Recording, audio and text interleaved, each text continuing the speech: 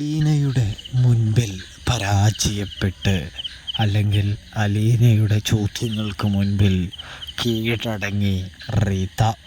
അങ്ങനെ പ്രിയ പ്രേക്ഷകരെ, കൂട്ടുകാരെ, മഴ തോരും മുമ്പിൽ നമുക്ക് കാണാനായിട്ട് കഴിയുന്നത് റീത്താമ്മയുടെ പരാജയം തന്നെയാണ് എന്ന് കാണാനായിട്ട് സാധിക്കും.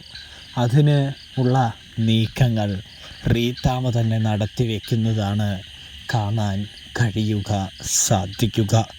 നാളെയാണെങ്കിൽ നമ്മുടെ അലീനയാണെങ്കിൽ ജോലിക്കാരെ ചോദ്യം ചെയ്യുകയാണ് എന്ന് കാണാനായിട്ട് സാധിക്കും. ജോലിക്കാരാണെങ്കിൽ ഒരുപാട് കള്ളത്തരങ്ങൾ കാണിച്ചു വെച്ചിട്ടുണ്ട്. അതുകൊണ്ട് തന്നെയാണ് അലീന അവരെ ചോദ്യം ചെയ്യുന്നതെന്ന് കാണാം. അതായത് അലീനയ്ക്ക് ഇതിൽ നിന്ന് മിച്ചം പിടിച്ചിട്ട് വേണം എന്ത് ചെയ്യാനായിട്ട്, അനാഥ കുട്ടികളുടെ ചിലവും കാര്യങ്ങളൊക്കെ കൊടുക്കാനായിട്ട്, അവരെ സഹായിക്കാനായിട്ട്. അവരുടെ കയ്യിൽ നിന്നും കൈയിട്ട് വാരുന്നത് കൊണ്ട് തന്നെ ജോലിക്കാരോട് അലീനയ്ക്ക് നല്ല ദേഷ്യമാണ് തോന്നുന്നത് എന്ന് കാണാം. അതായത് പച്ചക്കറിയും പലചരക്കും ഒക്കെ മേടിച്ചു കൊണ്ടുവരുന്നതിൻ്റെ ഇടയിൽ ഒരുപാട് തിരിമറികൾ നടത്തുകയാണ് പൗലോസും കൂട്ടരും. ഈ തിരിമറികൾ നടത്തുമ്പോൾ വിരൽ ചൂണ്ടി വരുന്നത് റീത്തയിലേക്കായിരിക്കുമെന്ന് നമുക്ക് കാണാനായിട്ട് സാധിക്കും. പോകുന്ന വഴിയെല്ലാം ആൻ്റപ്പൻ ചേട്ടൻ പറയുന്നുണ്ട്, പൗലോസേ, നീ ശ്രദ്ധിച്ച് കളിക്കണമെന്ന്, അല്ലെങ്കിൽ നിൻ്റെ ജോലി പോകും, നിനക്ക് ജോലി പോയിട്ട് കൂലി പോലും ഉണ്ടാകില്ല എന്ന് പറയുകയാണ്. ആ പെണ്ണായിട്ട് അധികം ദേഷ്യപ്പെടാതിരിക്കുന്നതും അധികം തല്ലുപിടിക്കാതിരിക്കുന്നതുമായിരിക്കും നിനക്ക് ഉത്തമമെന്നും നിനക്ക് ഏറ്റവും നല്ലതെന്നും ആൻ്റപ്പൻ പറഞ്ഞു കൊടുക്കുന്നുണ്ട്. നീയൊന്ന് ശാന്തനായില്ലെങ്കിൽ നിനക്ക് തന്നെയായിരിക്കും അടി കിട്ടാനായിട്ട് പോകുന്നത്. കേണൽ സാബിനെ നിനക്കറിയാലോ, നിൻ്റെ അടുത്ത് കേണൽ സാബ് പറഞ്ഞതും നിനക്കറിയാലോ. കേണൽ സാബ് ആർക്കും ഇതുവരെ ഒന്നും വിട്ടുകൊടുക്കാത്ത ഒരാളാണ്. ആ പെണ്ണിൻ്റെ വാക്ക് കേട്ട് വിട്ട് കൊടുക്കണമെങ്കിൽ ആ പെണ്ണിന് കേണൽ സാബിൻ്റെ മനസ്സിൽ നല്ല ഒരു സ്ഥാനമുണ്ട് എന്ന് തന്നെയാണ് അതെടുത്ത് കാണിക്കുന്നത്. അതുകൊണ്ട് തന്നെ നീ മര്യാദയ്ക്ക് നോക്കിയും കണ്ട് നിന്നില്ലെങ്കിൽ ജോലി പോകുമെന്ന് പറയുമ്പോൾ, ജോലി പോവുകയാണെങ്കിൽ പോട്ടെ, അതിനിപ്പോൾ എന്താ എന്ന് പറയുമ്പോൾ, എൻ്റെ പൊന്നു പൗലോസേ, നീ ചെയ്ത ഒരുപാട് തിരിമറികളുണ്ട്, അത് മറക്കേണ്ട എന്ന് പറയുന്നു. വർഷങ്ങളായിട്ട് പലചരക്കിലും പച്ചക്കറിയിലും ഒക്കെ വെട്ടിച്ചും തട്ടിച്ചും ഒരുപാട് പൈസ എടുത്തിട്ടുണ്ടല്ലോ എന്ന് ചോദിക്കുന്നത് കാണാൻ കഴിയുന്നുണ്ട്. എൻ്റെ പൊന്നെ, അവൾ അത്ര പഠിച്ചിട്ടൊന്നും ഉണ്ടാവില്ലെന്നേ. അവളെന്തായാലും കണക്കും കാര്യങ്ങളൊന്നും നോക്കാനായിട്ട് പോകുന്നുമില്ല. അവൾക്കതിനുള്ള വിവരമൊന്നും കാണുന്നില്ലെന്നേ. അനാഥാലയത്തിൽ കഴിഞ്ഞു എന്നൊക്കെയല്ലേ പറഞ്ഞത്, വീട്ടു ജോലിക്കാരി ആയിരുന്നു എന്നല്ലേ പറഞ്ഞത്. അതുകൊണ്ട് തന്നെ വലിയ വിദ്യാഭ്യാസമൊന്നും കിട്ടിയിട്ടുണ്ടാവില്ല. അതുകൊണ്ട് ആൻ്റപ്പൻ ചേട്ടൻ ഇങ്ങോട്ട് വന്നേ, ഞാൻ അവളുടെ കണ്ണിൽ പൊടിയിട്ടോളാമെന്ന് പറഞ്ഞുകൊണ്ട് തന്നെ പൗലോസും ഡ്രൈവറും ചേർന്ന് സാധനങ്ങളൊക്കെ കുറച്ച് വാങ്ങിയിട്ട് ഒരു കള്ള ബില്ലുണ്ടാക്കുന്നത് കാണാം. ആൻ്റപ്പൻ പറയുന്നുണ്ട്, വേണ്ടടാ, പണി കിട്ടുമെന്ന്. അപ്പോൾ അങ്ങനെയാണെങ്കിൽ അതൊന്ന് അറിഞ്ഞിട്ട് തന്നെ കാര്യമെന്ന് പറഞ്ഞുകൊണ്ട് തന്നെ അലീനയെ വെല്ലുവിളിച്ചുകൊണ്ട് തന്നെ അവർ പലചരക്കും പച്ചക്കറിയിൽ നിന്നും നല്ലോണം കാശടിച്ചു മാറ്റുന്നുണ്ട് എന്ന് കാണാൻ സാധിക്കും. ഒടുവിൽ എല്ലാ സാധനങ്ങളും വാങ്ങിക്കൊണ്ട് ആര് വരുന്നു? നമ്മുടെ പൗലോസും ആൻ്റപ്പനും ഡ്രൈവറും നമ്മുടെ സ്റ്റാലിൻ്റെ വീട്ടിലേക്ക് കടന്നു വരികയാണ്. ഇതേ സമയം കൊണ്ട് വയ്ക്കുകയാണ് ഓരോ സാധനങ്ങളെന്ന് കാണാൻ കഴിയുന്നുണ്ട്. തുടർന്ന് നമ്മുടെ അലീന പറയാണ്, എൻ്റെ പൗലോസേട്ടാ, ഓരോന്ന് തുറന്ന് കാണിച്ച് ആ ലിസ്റ്റ് ഇങ്ങോട്ട് തന്നെ എൻ്റെ പേട്ടാ എന്ന് പറഞ്ഞുകൊണ്ട് തന്നെ ഓരോ സാധനം പറയുന്നത് മാറ്റി മാറ്റി വയ്ക്കുന്നു. കണക്കിൽ കാണിച്ചിരിക്കുന്നതും കണക്കിൽ വന്നിരിക്കുന്നതും തമ്മിൽ ഒരുപാട് വ്യത്യാസങ്ങളുണ്ട്. കണക്ക് താരതമ്യേന കുറവാണ് എന്ന് അലീന മനസ്സിലാക്കിയെടുക്കുകയാണ്. ഇതേ സമയം അലീന ചോദിക്കുകയാണ്, ഇതെന്താ ആൻ്റപ്പ ചേട്ടാ, ഇങ്ങനെ കണക്കും കാര്യങ്ങളൊക്കെ വന്നിരിക്കുന്നത് എന്ന് ചോദിക്കുന്നത് കാണാൻ കഴിയുന്നുണ്ട്, സാധിക്കുന്നുണ്ട്. അപ്പോഴാണെങ്കിൽ ആര് പറയുന്നു, നമ്മുടെ ആൻ്റപ്പൻ പറയുന്നു, എനിക്കറിയില്ല, ഞാൻ ബാങ്ക് സംബന്ധമായ കാര്യങ്ങൾക്ക് പോയിരിക്കുകയായിരുന്നു എന്നും താൻ ശ്രദ്ധിച്ചില്ല എന്നും പറയുന്നു.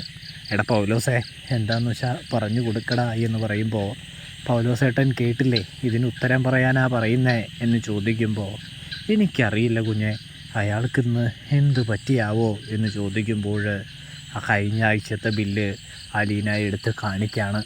ഇതിലും ഒരുപാട് ക്രമക്കേടുണ്ടല്ലോ, അപ്പോൾ അയാൾ സ്ഥിരമായിട്ട് പറ്റിക്കുന്നതാണല്ലേ എന്ന് ചോദിക്കുമ്പോഴാണ് അവർക്ക് പിടി വീണു എന്ന് അവർ തിരിച്ചറിയുന്നത്.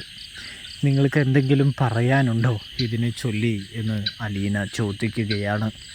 അപ്പോഴാണെങ്കിൽ തങ്ങൾക്കൊന്നും പറയാനില്ല എന്ന നിലപാടിൽ തന്നെ അവർ ഉറച്ചു നിൽക്കുകയാണ്.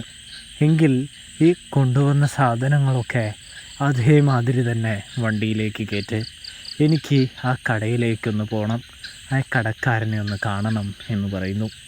ഇതേ സമയം ഞാൻ വരുന്നൊന്നുമില്ല എന്ന് പൗലോസ് പറയുമ്പോൾ പൗലോസ് ചേട്ടനും ഡ്രൈവർ ചേട്ടനും ആൻ്റപ്പൻ ചേട്ടനും അല്ലേ പോയത്, ആൻ്റപ്പൻ ചേട്ടൻ ഇവിടെ നിൽക്കട്ടെ, ബാക്കി രണ്ടാളും വണ്ടിയിലേക്ക് അങ്ങോട്ട് കയറിയേ, ഈ സാധനങ്ങൾ അങ്ങോട്ട് എടുത്തു വെച്ചേ എന്ന് പറയുന്നത് കാണാൻ കഴിയും, സാധിക്കും.